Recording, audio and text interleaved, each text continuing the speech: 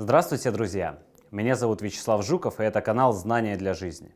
Сегодня я хочу поговорить с вами о профессиональных союзах рабочих. Итак, зачем нужны профсоюзы? Какие бывают профсоюзы? До сих пор многие считают, что профсоюзы– это организации, которые только дают билеты в кино, и если повезет, путевку в санаторий раз в 5 лет. И это за 1% от вашей зарплаты ежемесячно. А что такое реальный профсоюз? Зачем вообще он нужен?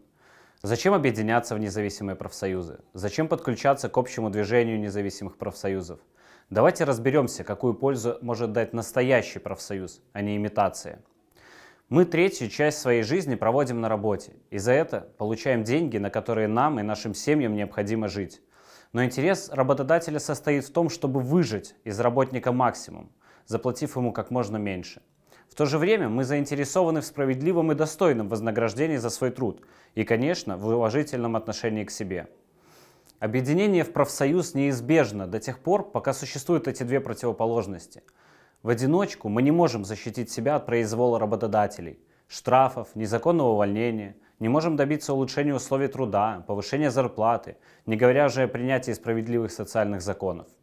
Рабочие полностью зависят от зарплаты, которую дает только работа. Но работа может быть получена или отобрана по прихоти работодателя. Неважно, является ли владельцем предприятия государство или частное лицо. Это значит, что рабочий не свободен в своем выборе. Он вынужден служить своим начальникам, либо остаться без пропитания. Но объединившись, рабочие могут победить свое бессилие, ведь работодатель зависит от коллектива ничуть не меньше, чем отдельный рабочий от него.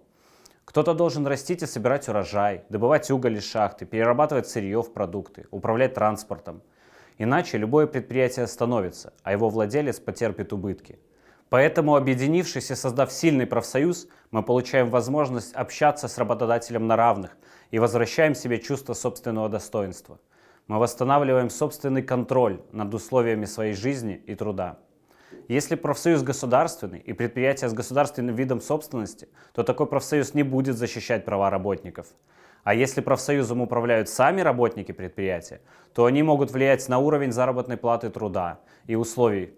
Поэтому профсоюз должен быть независимым, иначе это профанация. Подавляющее большинство населения – наемные работники. Именно они создают богатство страны.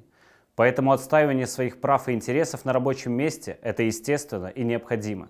Только от вас самих зависит, каким будет ваш профсоюз, какими будут его функции и насколько эффективно он будет их реализовывать. Мы начинаем цикл передач про профсоюзы и секреты горизонтального объединения. С нами вы узнаете, как противостоять произволу работодателей, получить хорошие условия труда и достойную оплату за свою работу. Подписывайтесь на наш канал и следите за обновлениями.